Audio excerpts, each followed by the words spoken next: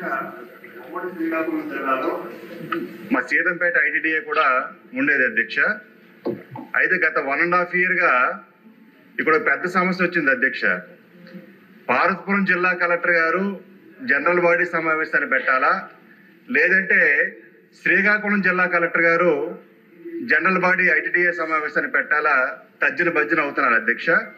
ఎందుకంటే జిల్లా పునర్విభజన అయినప్పుడు అంటే జిల్లా కలెక్టర్ గారు చైర్మన్ అవుతారు అధ్యక్ష.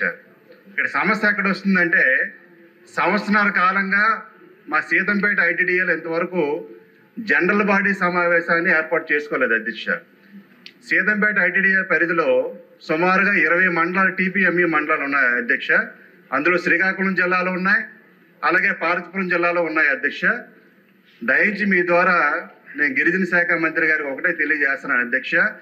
జనరల్ బాడీ సమావేశాన్ని పెట్టగలిగితే గిరిజన ప్రాంతాల్లో ఉన్నటువంటి సమస్యల్ని ప్రజాప్రతినిధులు అందరూ కూడా చర్చిస్తారు అధ్యక్ష.